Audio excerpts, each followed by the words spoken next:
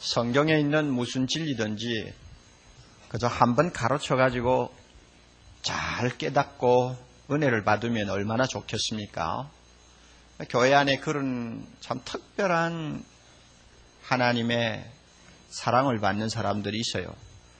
많이 가르치지도 않았는데 또 철저하게 지도를 해준 일도 별로 없는데 하나님의 말씀을 어찌나 잘 깨닫고 은혜를 받는지 그것 보면 신통해 죽겠어요. 그런 분들이 있어요. 그런데 어떤 분들은 2번, 3번 가르쳐도 통하지를 않아요. 처음에 들은 거 다 잊어버리고 자꾸 다른 소리를 해요. 이것이 옛날이나 지금이나 참 교회 안에서의 문제요. 또 교회 밖에 있는 사람들의 문제이기도 합니다. 이렇게 한번 가르쳐서 잘 깨닫지 못하는 사람들을 위해서 교육의 법칙 중에 반복 교육이라는 것이 굉장히 중요한 의미를 갖습니다. 한 번 말합니까? 알아들으면 좋겠는데 못 알아들으니까 또 한 번 이야기해야 돼요. 또 한 번 이야기해서 또 못 알아들으면 똑같은 이야기 또 해야 됩니다. 그래서 알아들을 때까지 교육을 시키는 것입니다. 성경을 여러분이 자세히 읽으시면은 한 이야기 또 나오고 전에 한 성경 내용이 또 반복되고 하는 예를 참 많이 볼 것입니다. 가장 좋은 예가 복음서라고 할 수 있어요. 마태복음에 나왔던 이야기 마가복음에 또 나오고 마가복음에 나왔던 이야기 누가복음에 또 나오고 또 그러다 보니 요한복음에도 또 나오고 왜 그렇게 반복하실까? 우리가 못 알아들어서 그래요. 알아들으라고 그러는 거예요. 이거 하나님의 특별한 은총입니다. 우리가 3장에서 하나님 앞에 의롭다함을 받는 길은 오직 예수 그리스도를 믿음으로만이 가능하다고 하나님께서 2번, 3번 우리에게 말씀을 해 주셨습니다. 22절을 보면 3장 22절 곧 예수 그리스도를 믿음으로 말미암아 모든 믿는 자에게 미치는 하나님의 은이 차별이 없느니라. 똑같은 말씀 28절에 또 나오죠. 그러므로 사람이 의롭다 하심을 얻는 것은 율법의 행위에 있지 않고 믿음으로 되는 줄 우리가 인정하노라. 똑같은 말씀이 3장에도 2번, 3번 반복됐어요. 그런데 4장에 들어가면 또 반복하고 있거든요. 여러분이 오늘 읽으시면서 보셨죠? 그거 참 이상하다. 한 번 정도 이야기했으면 됐지. 왜 이렇게 자꾸 반복을 하실까? 그 이유가 있습니다. 이 성경을 기록하던 초대교회 당시에 제일 교회 안에서 골칫덩어리가 누구냐면 유대인이었습니다. 이 유대인이 예수를 안 믿어서 골치가 아닙니다. 믿으면서도 골칫거리였어요. 우리 교회 안에도 그래요. 예수 믿기는 믿는데 골칫거리가 있어요. 성경을 이야기하면 그대로 잘 안 받아들이고 자꾸 비비꼬고 설명을 하면 그 설명을 순수하게 받지 않고 자꾸 이유를 달고 이런 못된 기질을 가진 사람들이 지금도 많이 있지만은 초대교회 유대인들은 아주 유별나게 그렇게 못된 짓을 했어요. 3장에서 하나님이 이제는 어떤 사람이라도 의로움을 받기를 원하면 하나님 앞에 의인으로 인정받고 모든 죄 용서받기를 원하면 예수 믿어야 한다 하고 가르쳤으면 아멘 하고 받아들이면 끝나는데 자꾸 이유를 단단 말이에요. 유대인이 자꾸 이유를 달아요. 우리 구약에 있던 우리 선조들은 그런 식으로 구원 안 받았는데 구약에 있는 우리 선조들은 다 율법을 지켜가지고 의롭다함을 받고 하나님 앞에 구원받았지. 예수를 믿어서 구원받았나? 그때 예수가 계셨나? 이런 식으로 자꾸 이유를 달고 나온 거예요. 그러면 하나님께서 자 너희들 그렇게 이유 달면은 이제 더 이상 내가 말하지 않겠다 하고 문을 닫아버리면 그것으로 끝나겠죠. 그런데 우리 하나님 너무 사랑이 많으신 분입니다. 한 번 이야기해서 못 깨달으면 2번을 이야기하시고 2번에서 못 깨달으면 또 3번을 이야기하세요. 왜 그럴까요? 너무 사랑하기 때문에 그렇습니다. 한 사람이라도 구원받지 않고 멸망에 빠지는 것을 하나님이 절대로 원치 않으세요. 우리 중에도 마찬가지입니다. 여러분 로마서를 지금까지 공부하시면서 아직도 납득이 안 갑니까? 괜찮아요. 하나님이 또 반복하실 것입니다. 언제까지 반복하실까요? 죽을 때까지 반복할 거예요. 왜? 당신을 사랑하기 때문에 그렇습니다. 깨닫지 못하면 죽어요. 깨닫지 못하면 믿지 못해요. 믿지 못하면 죽는 거예요. 죽는다는 것은 목숨이 끊어지는 것 말하는 거 아니에요. 영원히 자기 죄짐을 지고 죄의 값을 당해야 된다는 이야기입니다. 하나님이 그거 원치 않으세요. 그러니까 2번, 3번 반복하는 거예요.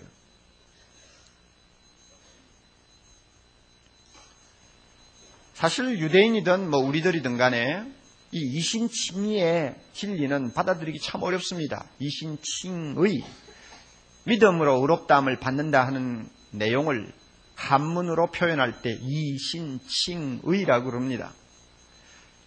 우리가 비근한 예를 하나 들 수가 있는데, 지금 병이 들어가지고 다 죽어가는 환자가 있습니다. 그 환자 보고 당신 가만히 있어야 나. 약도 먹지 말고 병원에도 가지 말고 절대 누가 뭐라고 해도 받아들이지 말고 가만히 있으라고. 가만히 있고 마음으로 기도만 하면 낫는다. 여러분, 이렇게 말한다면 환자가 그거 받아들이기 쉽겠어요? 안 쉽겠어요?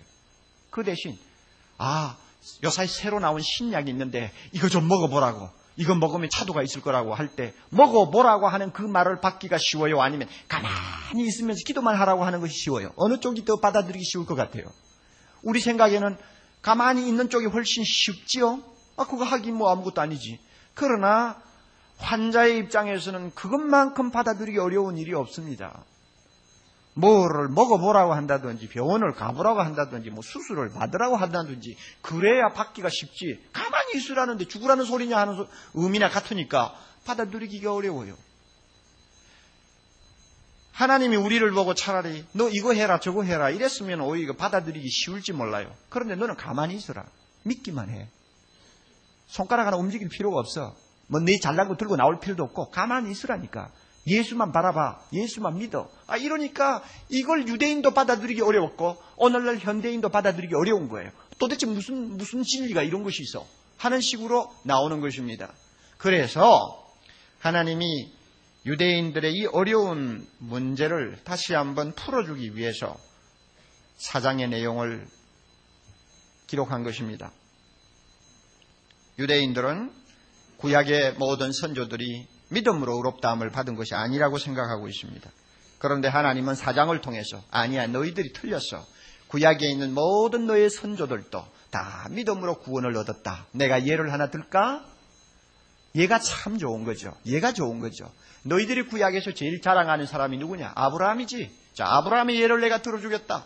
너희들이 구약 사람들 중에서 가장 위대하다고 날마다 자랑하며 별을 가슴에 달고는 항상 이것이 우리나라의 전성기를 표현하는 상징이라고 떠드는 사람 있지. 다윗 왕이지. 다윗왕 내가 예를 들지. 추상적인 진리는 그대로 받을 때는 우리가 이해가 빠르지 못합니다. 그러나 그 추상적인 진리를 자기의 삶을 통해서 표현하는 어떤 사람을 예로 들 때는 쉽게 우리가 이해를 합니다. 그 사람 보니까 맞았어. 그게 진리야. 우리가 이렇게 나옵니다. 어머니가 자식 보고 너 꿋꿋하게 살아야 돼. 세상을 살 때 꿋꿋하게 살아야지. 매가리가 없이 살면 안 돼. 이러면 어린애가 들을 때 꿋꿋하게 산다는 말이 무슨 말인지 잘 모릅니다. 나 그 무슨 뜻인지 모르겠네. 그러면 어머니가 너의 아버지 좀 봐라. 아버지는 20대부터 어떻게 살았는지 아니? 하고는 아버지의 일대기를 설명해 주면 꿋꿋하게 산다는 것이 아버지의 삶을 통해서 구체적으로 설명이 되니까 쉽게 받아들인단 말이에요. 마찬가지로 구약에 있는 우리 선배들은 믿음으로 의롭다함을 받았지 않았는데 왜 믿음으로 의롭다함을 받는다는 말만 자꾸 하지? 하는 유대인을 위해서 저와 너희들이 잘 이해를 못하니까 아브라함의 예를 들어주마.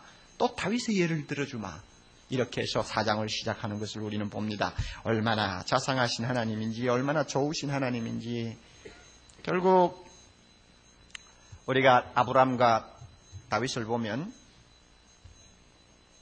구약을 대표하는 인물이라는 걸 알 수 있습니다. 아브라함은 율법을 받기 이전의 사람이었고 또한 유대민족의 조상입니다. 다윗은 율법 시대에 산 사람이요 이스라엘 나라의 가장 긍지를 대표하는 왕이었습니다. 이 두 사람이 구원을 받은 것은 어떤 선한 행위 때문에 받은 것이 아니고 율법을 지켜서 받은 것이 아니고 오직 믿음으로 받았다는 것이 증명만 된다면 아무리 머리가 돌덩어리처럼 굳어있는 유대인이라 할지라도 쉽게 받아들이고 이해할 수 있다고 하나님이 보신 것입니다. 이것은 유대인들을 위해서 기록한 복음서라고 흔히 일컬어지는 마태복음도 마찬가지입니다. 여러분 마태복음 1장 1절을 기억합니까? 아브라함과 다윗의 자손 예수 그리스도의 세계라 이렇게 나오죠. 그 유대인들을 위해서 쓴 복음서입니다. 그런데 제일 서두에 아브라함을 들먹이고 다윗을 들먹인 이유가 뭐냐? 구약에 있는 아브라함, 다윗도 자기 씨로부터 이 세상에 태어날 예수 그리스도를 믿음으로 구원 얻었다는 것을 암시하는 하나의 대전제입니다. 마찬가지로 지금 하나님은 바울을 통해서 꼭 그와 같은 법칙을 따라 지금 설명을 하는 것입니다. 그러면 아브라함은 믿음으로 과연 의롭다함을 얻었느냐? 예, 믿음으로 의롭다함을 얻었다는 확실한 증거가 있습니다. 그래서 이것을 증거하기 위해서 오늘 긴 본문을 통해서 하나님은 세 가지의 근거를 먼저 제시해 주십니다. 첫째는 아브라함은 행위로 구원 얻지 못했다. 행위로 의롭다함을 받지 않았다 하는 것을 설명합니다. 1절, 2절이고요. 그 다음에 둘째로는 아브라함은 할례를 통해서 의롭다함을 받은 것이 아니다 하는 것을 증명하는 내용이 나옵니다. 그것이 9절부터 12절까지의 내용입니다. 그리고 아브라함은 율법으로 의롭다함을 받은 것도 아니다 하는 것을 증명하는 것이 13절부터 17절까지의 내용입니다. 우선 아브라함은 행위로 의롭다함을 받은 것이 아니라는 것을 잠깐 보십시다. 우리 1절 봅니다. 그런즉 육신으로 우리 조상된 아브라함이 무엇을 얻었다 하리요? 이 육신으로 하는 말은 사람이 기댈 수 있는 어떤 것을 말합니다. 내가 하나님 앞에 의롭다함을 받기 위해서 들고 나가는 자랑거리를 이야기합니다. 그런 것 가지고 아브라함이 무엇을 얻었느냐, 즉 의롭다함을 받았느냐, 그것이 아니다. 그리고 2절 갑니다. 만일 아브라함이 행위로서, 여기는 행위로서 하는 말로 나오죠. 이것이 1절에서 육신으로 하는 말을 대체한 것입니다. 어떤 선한 행위를 가지고 하나님 앞에 의롭다함을 받았다면 아브라함 편에서는 하나님 앞에 자랑할 거리가 생겼을 것이다. 그러나 아브라함에게는 자랑할 것이 하나도 없었다. 그 이유가 뭐냐? 3절입니다. 3절에 보면 성경이 무엇을 말하느뇨? 이 성경은 구약을 이야기합니다. 특별히 창세기를 말합니다. 창세기 15장에 보면 아브라함이 하나님을 믿음에 이것이 저에게 의로 여기신 바 되었느니라고 말하지 않았느냐? 그렇게 지금 증명을 하고 있는 것입니다. 그러면 창세기 15장에 보면 재미있는 내용이 나옵니다. 아브라함이 하나님의 부름을 받아서 가나안 땅에 들어온 지도 어언간 15년 가까이 되어 갑니다. 그런데 그동안 혈육이 하나도 없습니다.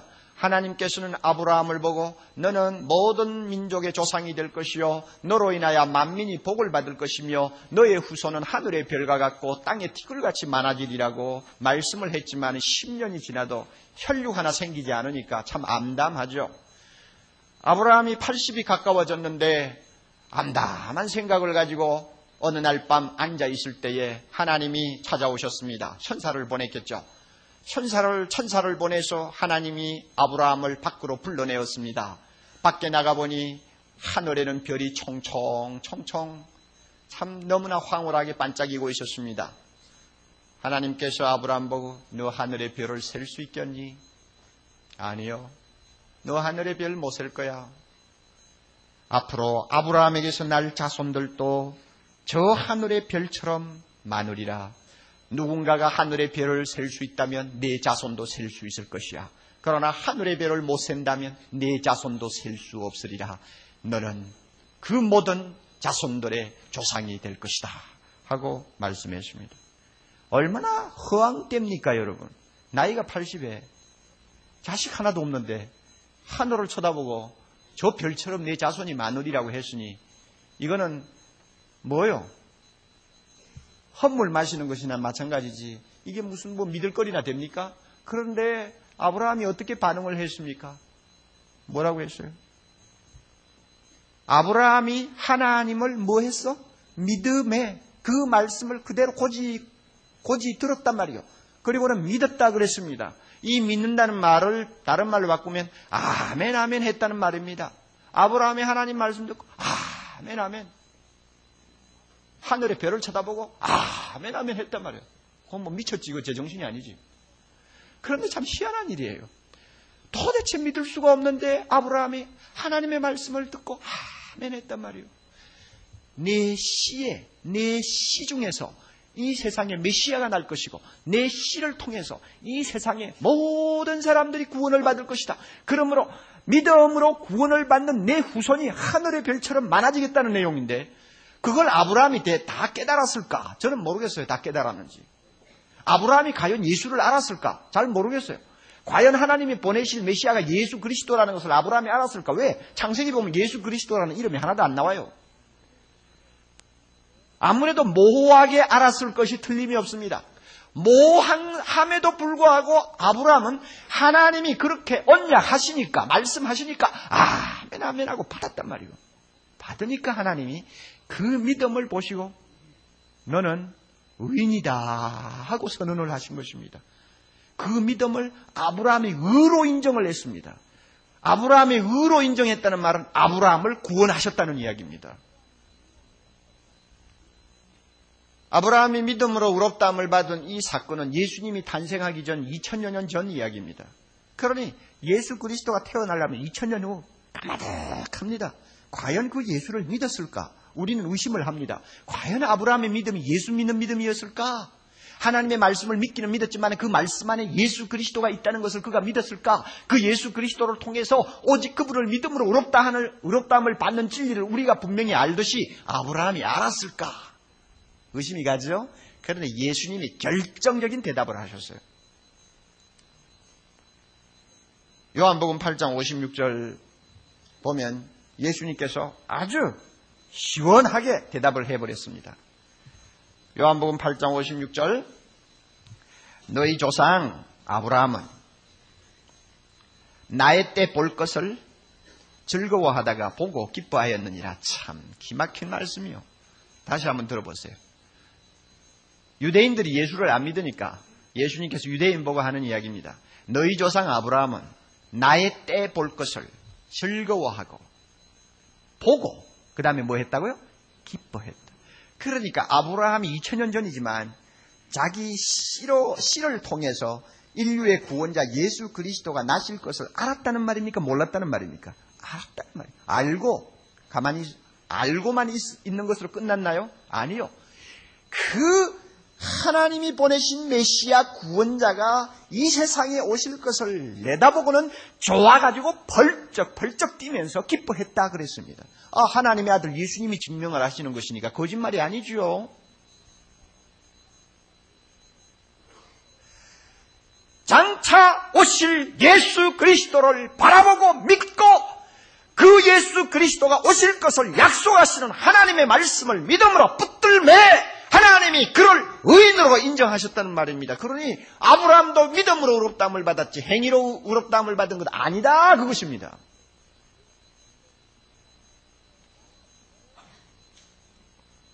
이런 의미에서 아브라함은 모든 믿는 자의 조상이 되는 것입니다. 여러분, 여기에서 우리도 다시 한번 확인을 하고 넘어가야 합니다. 우리가 하나님 앞에 의인 되는 길은 오직 예수 그리스도 믿는 것밖에 없습니다. 다른 길 하나도 없습니다. 자기 선한 행위 들고 나오지 마세요. 나는 과거에 무슨 일 했다고 떠버리지 마세요. 하나님 앞에는 잠꼬됩니다. 아무 의미가 없습니다. 우리는 아브라함보다도 예수 믿기가 더 쉬워요. 왜냐하면 이미 세상에 오시고 이미 우리를 위해서 십자가에 죽으시고 부활하신 예수님의 사건을 앞에 놓고 말씀을 통해 배우면서 믿으니까 훨씬 쉽단 말이에요. 그러나 아브라함은 밑도 끝도 없이 믿었어요. 그럼에도 불구하고 하나님은 그의 믿음을 받아들였습니다. 우리도 믿어야 합니다. 둘째는 아브라함은 할례로 의롭다함을 받은 것 아니었습니다. 9절부터 12절이라고 그랬습니다. 우선 10절만 봅니다. 그런즉 이를 어떻게 여기셨느냐? 다시 말하면 믿음으로 의롭다함을 받은 것이 어떻게 되었느냐 하는 말입니다. 할례시에 받았느냐, 무할례시에 받았느냐? 할례시가 아니라 다 같이 뭡니까? 무할례시니라. 이것은 한마디로 이야기하면 끝납니다. 여러분이 창세기를 보면 아브라함이 할례를 받았어요. 몸의 한 부분에 살을 칼로 베어내는 작업이죠. 그래서 몸에 표를 남기는 것입니다. 이 할례를 받았는데 하나님이 할례를 받으라고 해서 받았어요. 그런데 이 할례는 언제 받았느냐? 아브라함이 하나님을 믿음에 의롭다함을 받은 후 14년 지나서 받았습니다. 14년 지나서. 그러니까 할례하고 아무 관계가 없다고 말이에요. 유대나라 사람들은 그냥 할례 받아야 구원받는다고 떠드는데 할례는 구원하고 아무 의미가 없어요. 구원하고 관계가 없어요. 그것을 증명하려면 아브라함을 보라 그것입니다. 아브라함이 하나님 앞에 의롭다함을 받은 것은 할례를 받기 전 14년 전이야. 그러면 할례는 왜 하나님이 받으라고 했느냐? 설명을 하죠. 11절 봅니다. 할례를 받은 이유가 있어요. 저가 할례의 표를 받은 것은 중요한 것은 할례는 표라는 것이 중요합니다. 하나의 표에 지나지 않아요. 사인이에요. 받은 것은 무할례 시에 믿음으로 된 의를 인친 것이니 이 말씀 이해하겠죠? 14년 전 오직 믿기만 했더니 하나님이 아브라함을 의롭다고 했단 말이에요. 그 사실을 확인하기 위해서 도장치듯이 14년 후에 할례 받으라고 한 것입니다. 그러니까 믿음으로 의롭다함을 받은 것은 내용이고 할례는 그것을 인정하는 하나의 도장이니까 형식에 지나지 않는 것입니다. 따라서 할례를 받아야 구원받는다, 할례를 받아야 의롭게 된다 하는 유대인의 말은 다 틀려 먹었다는 이야기입니다. 할례를 받는 것은 의롭다함을 받은 사실을 확증하는 사후의 처리에 지나지 않습니다. 그래서 갈라디아 5장 6절에 이렇게 말합니다. 그리스도 예수 안에서는 할례나 무할례가 효력이 없대. 오직 사랑으로서 역사하는 믿음뿐이니라. 믿기만 하면 되는 것이지 할례 가지고 상관없단 말이에요. 오늘 우리에게도 마찬가지입니다. 구약시대의 할례는 오늘 신약시대 세례와 같은 성격을 띱니다. 여러분 세례를 받는다 하면 세례의 의미가 무엇입니까? 죄 사함을 받았다는 것을 확증하는 것입니다. 그러면 세례를 받음으로 죄가 비로소 용서받습니까? 아니면은 죄 용서 받은 것을 세례로서 확증하는 것입니까? 어느 쪽이요? 여러분 다 아시죠? 세례는 죄 용서함을 받은 사람이 나중에 받는 것이지 죄 용서함을 받기 위해서 세례 받는 거 아니에요.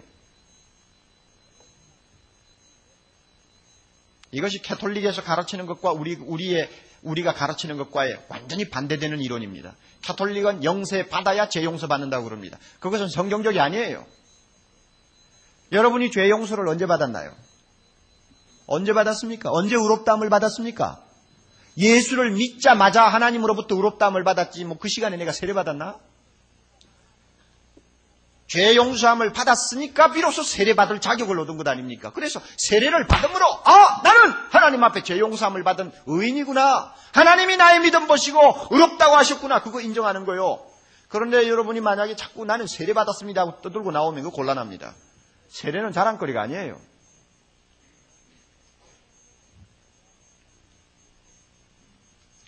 셋째로 아브라함은 율법으로 의롭다함을 받은 사람이 아니었습니다. 13절부터 17절까지 내용입니다. 이것도 간단합니다. 아브라함이 만약에 율법에 있는 해라 말라 하는 모든 조항을 잘 지켜서 그가 하나님 앞에 의인으로 인정받았다면 분명히 그는 율법 시대에 살았어야 마땅합니다. 그런데 우리가 창세기를 보면 창세기에는 하나님이 율법을 주신 일이 없어요. 그러면 율법을 언제 하나님이 주셨느냐? 언제 주셨느냐? 아브라함이 믿음으로 의롭다함을 받은 430년 후에 율법을 주셨어요. 그러니까 430년 이전에 살았던 사람이란 말이에요. 그 사람이 무슨 율법을 알았습니까? 율법을 몰랐어요. 그러니 유대나라 사람들이 우리 조상 아브라함은 율법을 지켜서 구원받았다 하고 자꾸 떠들면 그것은 무식한 것을 드러내는 것뿐이지 그것은 사실이 아니라고 말이에요. 그래서 13절을 봅니다. 아브라함이나 그 후손에게 세상의 후사가 되리라고 하신 언약은, 이 말은 아브라함의 후손을 통해서 세상이 복을 받고, 즉 아브라함의 씨를 통해서, 그 씨가 누굽니까? 예수 그리스도를 통해서 이 세상이 구원을 받고, 그래서 그 구원받는 자가 이 세상에 하늘의 별처럼 많아지겠다고 하는 약속입니다. 그 세상의 후사가 되리라고 하는 이 언약, 약속은 율법 때문에 얻은 것이 아니고 오직 무엇으로? 믿음의 의로 말미암은 것이니라. 아브라함이 하나님을 믿음으로 의롭다함을 받았기 때문에 성취되는 하나의 예언이었지, 율법을 지켜서 이 땅 위에 성취된 예언이 아니라고 말입니다. 그러니까 율법 지켜가지고 아브라함이 의롭다함을 받았다는 말은 그건 장꼬대라 하는 이야기입니다. 오늘도 우리에게 마찬가지예요. 우리가 어떤 선한 행위를 잘해가지고 이 법 지키고 저 법 지키고 교회의 여러 가지 규칙을 잘 지켜서 내가 구원받는다, 믿음으로 의롭다함을 받는다 하는 생각은 하지 마십시오. 그것은 망상입니다. 오직 예수 그리스도를 믿음으로만 구원받습니다. 아브라함은 이와 같이 오직 믿음으로 의롭다함을 받았습니다. 그렇다면 다윗은 어떻느냐? 여러분, 다윗은 6절, 7절, 8절에 나오는데, 일한 것이 없이 하나님께 우로 여기심을 받는 사람의 행복에 대하여 다윗이 어떻게 말했느냐? 시편 2편을 가지고 이야기합니다. 잘 보세요. 7절입니다. 그 불법을 사심을 받고 그 죄를 가리우심을 받는 자는 복이 있고 주께서 그 죄를 인정치 아니하실 사람은 복이 있다. 이 다윗의 말인데, 이 말의 골자는 무엇입니까? 다윗이 자기 죄를 깨끗이 씻고 하나님 앞에 나가서 의인으로 인정받았다는 말입니까? 아니면 하나님 편에서 일방적으로 무조건 다윗의 죄를 눈감아 주었다는 이야기입니까? 어느 쪽입니까? 하나님 편에서 일방적으로 다윗의 죄를 눈감아 주었다는 이야기입니다. 32장에 보면 다윗이 죄를 지어가지고 너무 고민하는 장면이 나옵니다. 막 뼈가 쑤시고 그냥 살갗이 타들어가고 온 얼굴이 바짝 말라버리고 저녁에 잠도 못 자고 씨름하는 모습이 나옵니다. 그러다가 하나님 앞에 매달려서 고민하다가 드디어 눈을 떴어요. 진리를 깨달았습니다. 내가 아무리 내 죄를 안고 씨름해도 소용없다. 내 죄는 하나님이 눈 감아 주실 때, 하나님이 용서하실 때 내가 용서받는 것이지 내가 씨름한다고 되는 것 아니다. 다윗이 깨달았어. 그래서 하나님이 용서해 주시면 나는 의인이 될 수 있고 하나님이 나를 받으시면 나는 의롭게 될 수 있다 하는 믿음을 다윗이 가졌다는 말입니다. 그러니까 다윗도 따지고 보면 자기 죄가 없어서 의롭게 된 것도 아니고 자기 죄를 자기가 잘 처리를 했기 때문에 인정을 받은 것이 아니라 하나님이 무조건 다윗을 불쌍히 여기사 그를 의롭게 보셨기 때문에 의인이 된 것입니다. 이런 의미에서 다윗도 아브라함처럼 믿음으로 의롭다함을 받은 사람입니다. 이런 의미에서 신구약에 있는 구원의 방법은 하나뿐입니다. 오직 믿음으로 의롭다함을 받는 것입니다. 구약에 있는 성도들이나 신약에 있는 성도들이나 다 믿음으로 의롭다함을 받게 되어 있습니다. 이 사실을 웅변적으로 말하고 있는 것이 히브리서 11장입니다. 여러분이 히브리서 11장을 집에 가서 한번 읽어보세요. 그거는 믿음장 아닙니까? 믿음으로 살다가 믿음으로 구원받고 믿음으로 이 세상을 떠난 사람들, 위대한 구약의 선배들을 이야기합니다. 그들을 보면은 할례를 받지 아니한 믿음의 선배가 아벨, 에녹, 노아 세 사람이 나오고 율법을 모르던 시대에 살던 사람이 7명이 나오고 율법을 받은 후에 살았던 사람이 8명이나 나옵니다. 그런데 율법 이전에 있었던 율법 이후에 있었던 할례를 받았던 할례를 받지 않았던 상관없이 그들은 다 어떤 사람이냐? 히브리서에 말합니다. 다 믿음을 따라 죽었으며 약속을 받지 못하였으되 그것을 멀리서 보고 환영한 사람들이라고 그랬습니다. 믿음으로 살고 하나님이 말씀하신 것이 반드시 이루어질 줄을 믿고 그것이 비록 내 눈앞에 성취되지 않았다 할지라도 믿음으로 바라보고 믿음으로 믿고 의지하고 살다가 그 믿음으로 의롭다함을 받고 그 믿음으로 하나님 나라에 들어간 사람들이란 말입니다. 구약에 있는 모든 성도들이 그렇게 구원받았어요. 이런 의미에서 우리도 마찬가지입니다. 구약에 있는 모든 성도들은 이런 의미에서 우리 주변에 구름대와 같이 둘러쓴 허다한 증인들이 되어 있습니다. 그래서 구약에 있는 성도들이나 우리나 하나님 앞에 모든 죄 용서받기 위해서는, 의인이 되기 위해서는 믿음의 주요 온전케 하시는 예수 그리스도 한 분만을 바라보는 것 외에는 다른 길이 없다는 것을 이 말씀이 증명하고 있는 것입니다. 여러분 믿습니까? 자, 끝으로 우리가 오늘 읽은 본문 가운데서 참 은혜스러운 말씀이 있어요. 4절 5절인데요.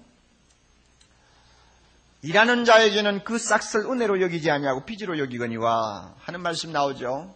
아브라함과 다윗의 예를 들어서 설명을 하시던 하나님께서 그것으로 미흡하다고 생각하셨는지 노동 법칙을 가지고 다시 한번 실질적으로 우리에게 설명을 하고 있습니다. 믿음으로 의롭다함을 받는 진리를 이것만큼 감동적으로 우리에게 전달하는 내용이 또 있는지 저는 잘 모르겠습니다. 여러분 아시는 바와 같이 노동자는 일한 만큼 임금을 받습니다. 그리고 임금을 받아도 항상 덜 받았다는 빚진 심정을 갖고 있습니다. 오늘날 노사 분쟁이 일어나는 회사에 가보세요. 충분한 임금을 주어서도 내 노동의 대가에 비하면 작다고 생각하고 계속 불만을 가지고 있는 노동자들이 많지요. 이게 노동 법칙입니다. 아무리 주어도 끝이 없어요.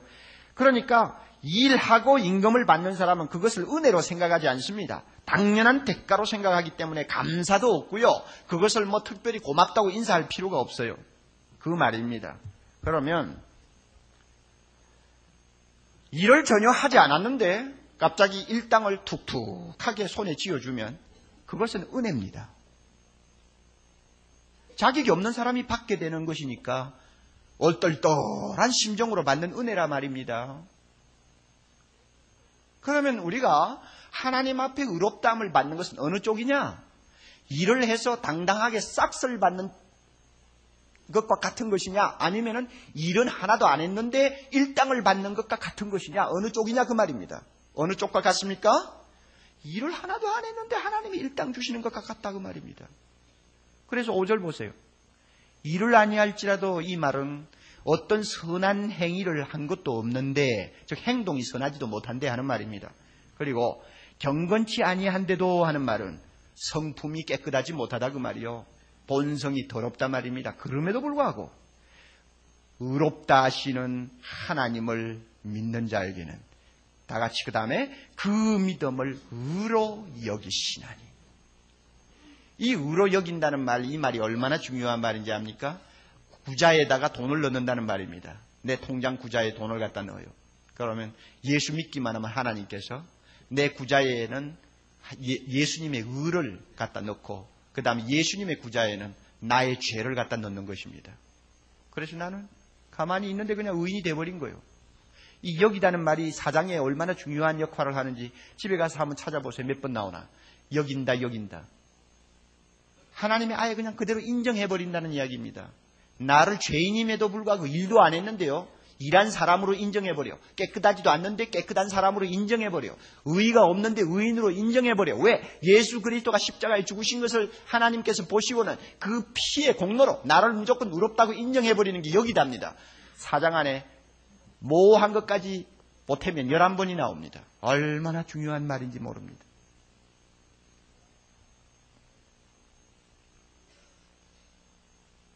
오늘 우리는 공짜로 받는 거예요. 그래서 우리는 이렇게 말할 수 있습니다. 예수 믿기만 하면 의롭다함을 받는다. 이것은 하나님 편에서 우리가 누구인가를 묻지 않으신다는 말이고 우리가 무엇을 했는가를 따지지 않는다는 말입니다. 그리고 우리 편에서 의롭게 되기 위해서 무슨 할 일이나 보탤 것이 하나도 없다는 말입니다. 또 이것은 하나님이 전적으로 좋아서 하시는 일이지 우리가 요청해서 하는 일이 아니라는 말입니다. 그러므로 우리가 할 일은 뭐냐? 그저 어떨떨한 기분으로 하나님이 주시니까 받는 것뿐입니다. 여러분 일도 하나도 안 한 사람을 불러가지고 일당 10만 원을 주어보세요. 어떨떨해가 받을 거예요. 또 그와 같은 기분이에요.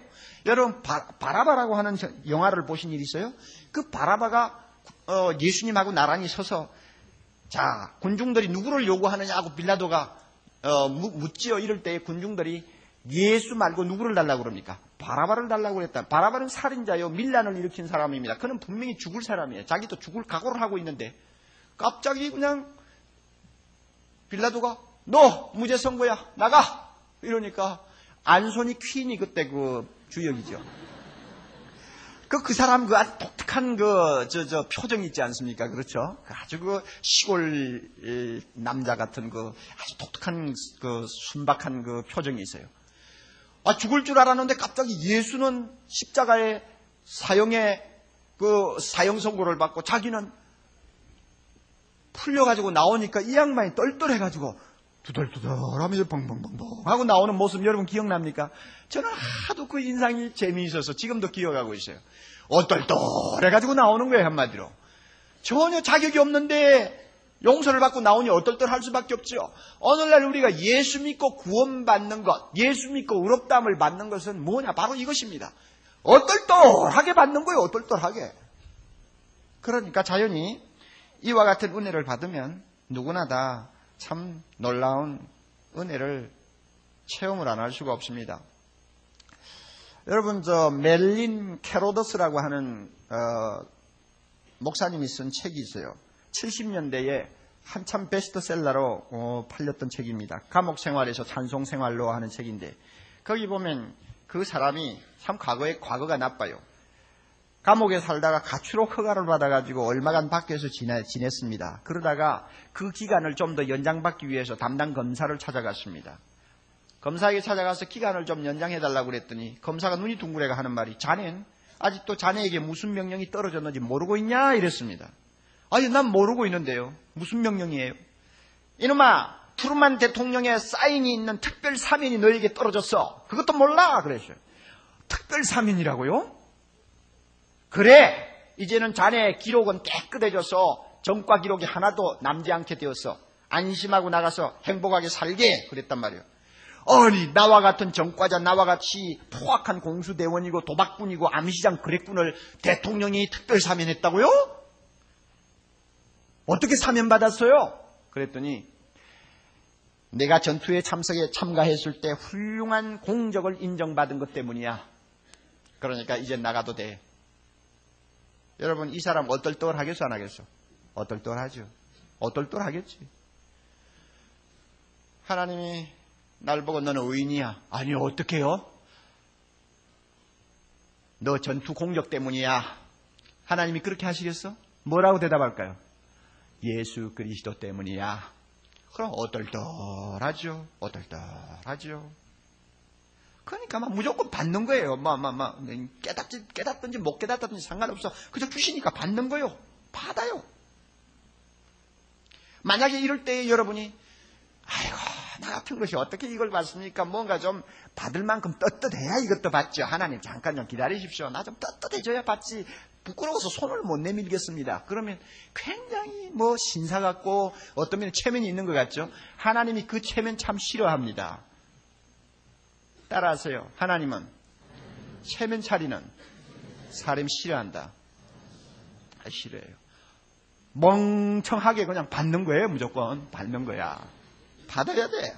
만약에 여러분 아브라함 보고 하나님이 너 믿으니까 내가 너를 의인으로 인정하겠다 할 때 아브라함이, 아이고 하나님 무슨 말씀합니까? 제 과거 몰라요? 과거 내가 애굽에 갔을 때 무슨 짓 했는지 하나님 아시죠?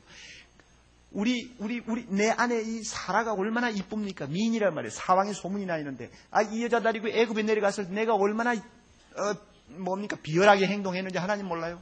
내 살겠다고 아내를 보고 내 아내라고 안 하고 동생이라고 했죠. 동생이라고 했더니 애굽 왕이 탐이 나가지고 내 아내 끌고 갔잖아요. 하나님 그때 내가 내 생명 걸고 아내를 위해서 싸우지 않았죠. 내가 살기 위해서 아내를 그냥 보냈어요. 보내가지고 애굽 왕의 그 처가 돼버렸잖아요. 내가 그럴 때 내가 살기 위해서 아내를 위해서 아무것도 하지 않았어요. 내가 얼마나 야비한 인간인지 모릅니다. 하나님 그거 몰라요? 그런 내가 어떻게 하나님 앞에 의인이 될 수 있나요? 만약 그런 식으로 하나님 앞에 나갔다면 그거 하나님이 뭐라고 하겠어요, 여러분? 그래, 내 말이 옳다. 너 애굽에서 한 짓 생각하면 참 괘씸하게 짝이 없지. 너가 아직도 의인 되려면 까마득하니까 살에 가서 한 40일 금식하고 와.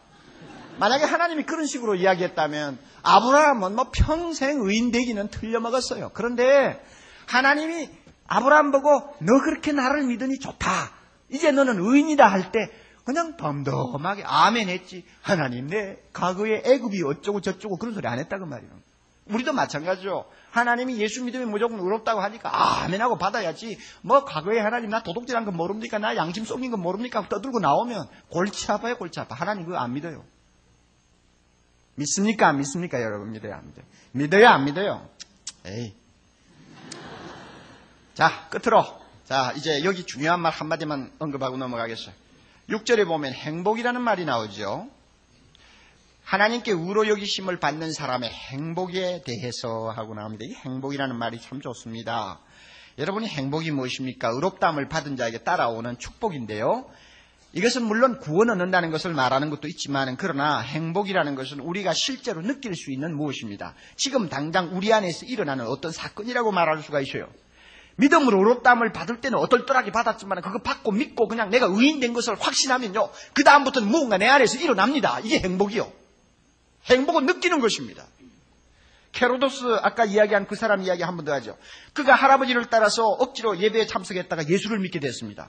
예수를 믿었어요. 그 좋지 못한 경력을 가진 사람이 예수를 믿자마자 하나님이 과거를 묻지 않고 무조건 너는 의인이다 하는 말을, 진리를 깨닫게 되었습니다.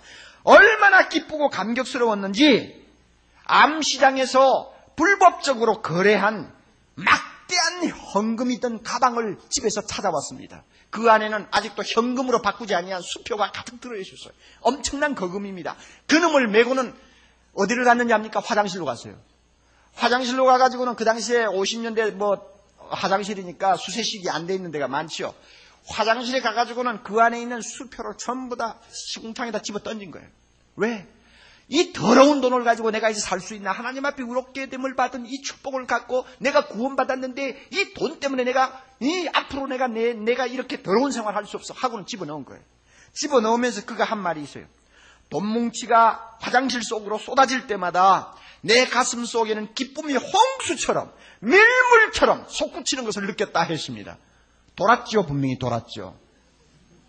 진리를 알지니 진리가 너희를 자유케 하리라. 행복이 무엇입니까? 의롭다함을 받는 이 진리를 깨닫자 말자. 그 진리가 나를 돈의 노예로부터 해방시키는 행복을 맛보게 하는 것입니다. 지금까지 아기다툼을 하면서 매달렸던 모든 욕심으로부터 나를 완전히 자유케 하는 기쁨을 맛보게 하는 것입니다. 이게 행복입니다. 이거는 실제로 나에게 일어나는 무엇이에요? 사랑하는 형제자매 여러분, 여러분이 로마서를 공부하면서 믿기만 하면 구원했는데, 내가 이런 생활해도 괜찮아. 야, 믿으면 구원했는데 무슨 잔소리가 그렇게 많아? 하고 여러분이 떠들면 안 됩니다. 그렇게 믿었을 때 내 안에 어떤 행복이 찾아오는가를 여러분이 주의해야 됩니다. 아무것도 안 일어나나요? 아무것도 찾아오지 않아요? 머리만 인정하는 사람이요. 마음으로 그것을 정말로 감격해서 받습니까? 마음의 역사가 일어납니다. 행복이 무엇인가를 느끼게 됩니다. 찾아와요. 할렐루야를 외치며 뛰고 싶은 기쁨이 생겨요. 밀물처럼 밀려 들어오는 이해할 수 없는 평안이 있어요. 마음을 짓누르던 무거운 짐이 가벼워지는 상쾌함을 느껴요. 죄책으로 인해서 시달리던 사람이 불안과 고통에서 벗어나는 해방감을 맛볼 수가 있어요. 이게 행복입니다. 아브라함도 이 행복을 가지고 살았어요. 다윗도 이 행복을 가지고 살았어요. 오늘날 위대한 하나님의 자녀들이 아무 자격도 없는 사람, 일한 것도 없고 경건하지도 아니함에도 불구하고 예수를 믿으니까 무조건 나를 의롭다고 하시고 내 모든 죄를 다 용서하시고 잊어버리시는 하나님의 은혜 너무 감사해서, 너무너무 감사해서 하나님 너무 감사합니다, 너무 감사합니다 하다 보니까 그 가슴 속에 엉어리했던 것이 다 풀어지고요. 그 가슴 속에 있던 불만 요인이 다 사라지고요. 그 가슴 속에 있는 모든 욕심이 녹아지는 것을 그들이 느꼈습니다. 그래서 가난에도 찬송하고 실패에도 감사하고, 그래서 이 땅 위에 있는 일들이 잘 되지 않아도 항상 나를 의롭다고 하신 하나님 생각하면은 그냥 벌떡 일어나서 춤을 출 만큼 그 마음속에 감격이 있어요. 이게 행복입니다, 여러분. 이 행복이 있습니까, 없습니까? 한번 찾아보세요, 여러분. 여러분에게 하나님께서 이 행복 주시기를 바랍니다. 성령께서 이 시간 여러분의 가슴을 뜨겁게 하시고 의롭다함을 받은 자의 행복을 회복시키는 은혜가 있기를 바랍니다.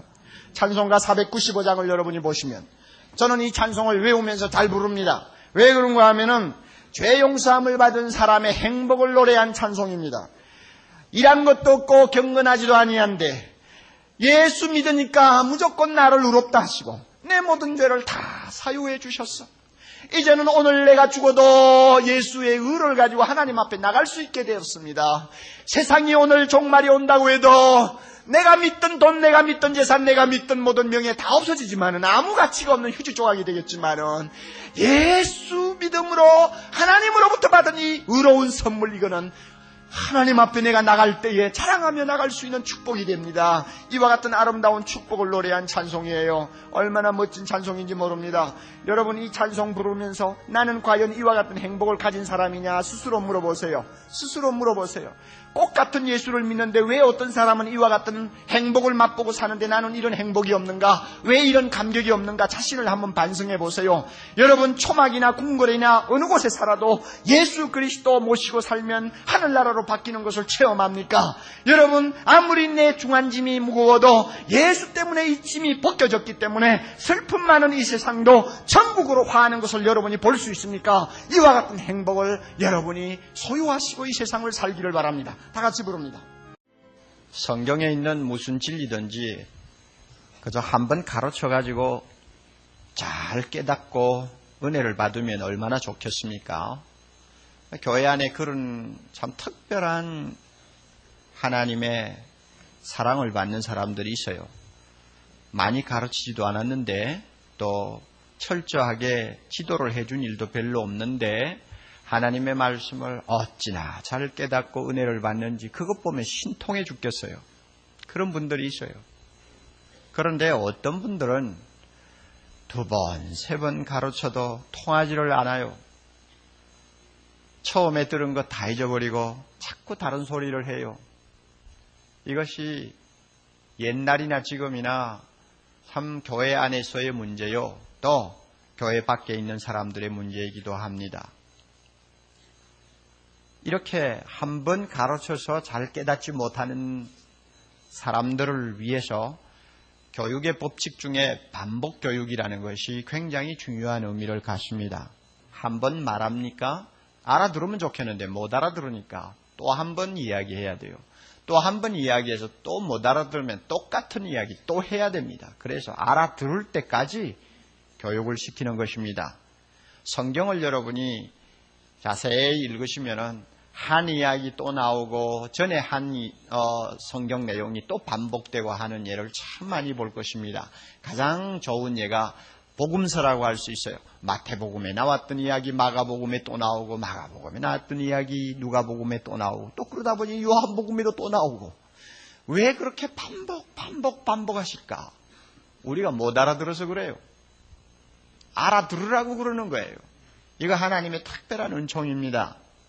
우리가 3장에서 하나님 앞에 의롭다함을 받는 길은 오직 예수 그리스도를 믿음으로만이 가능하다고 하나님께서 2번, 3번 우리에게 말씀을 해 주셨습니다. 22절을 보면 3장 22절 곧 예수 그리스도를 믿음으로 말미암아 모든 믿는 자에게 미치는 하나님의 은이 차별이 없느니라. 똑같은 말씀 28절에 또 나오죠. 그러므로 사람이 의롭다 하심을 얻는 것은 율법의 행위에 있지 않고 믿음으로 되는 줄 우리가 인정하노라. 똑같은 말씀이 3장에도 2번, 3번 반복됐어요. 그런데 4장에 들어가면 또 반복하고 있거든요. 여러분이 오늘 읽으시면서 보셨죠? 그거 참 이상하다. 한 번 정도 이야기했으면 됐지. 왜 이렇게 자꾸 반복을 하실까? 그 이유가 있습니다. 이 성경을 기록하던 초대교회 당시에 제일 교회 안에서 골칫덩어리가 누구냐면 유대인이었습니다. 이 유대인이 예수를 안 믿어서 골치가 아닙니다. 믿으면서도 골칫거리였어요. 우리 교회 안에도 그래요. 예수 믿기는 믿는데 골칫거리가 있어요. 성경을 이야기하면 그대로 잘 안 받아들이고 자꾸 비비꼬고 설명을 하면 그 설명을 순수하게 받지 않고 자꾸 이유를 달고 이런 못된 기질을 가진 사람들이 지금도 많이 있지만은 초대교회 유대인들은 아주 유별나게 그렇게 못된 짓을 했어요. 3장에서 하나님이 이제는 어떤 사람이라도 의로움을 받기를 원하면 하나님 앞에 의인으로 인정받고 모든 죄 용서받기를 원하면 예수 믿어야 한다 하고 가르쳤으면 아멘 하고 받아들이면 끝나는데 자꾸 이유를 단단 말이에요. 유대인이 자꾸 이유를 달아요. 우리 구약에 있던 우리 선조들은 그런 식으로 구원 안 받았는데 구약에 있는 우리 선조들은 다 율법을 지켜가지고 의롭다함을 받고 하나님 앞에 구원받았지. 예수를 믿어서 구원받았나? 그때 예수가 계셨나? 이런 식으로 자꾸 이유를 달고 나온 거예요. 그러면 하나님께서 자, 너희들 그렇게 이유 달면은 이제 더 이상 내가 말하지 않겠다 하고 문을 닫아버리면 뭐 그것으로 끝나겠죠. 그런데 우리 하나님 너무 사랑이 많으신 분입니다. 한 번 이야기해서 못 깨달으면 두 번을 이야기하시고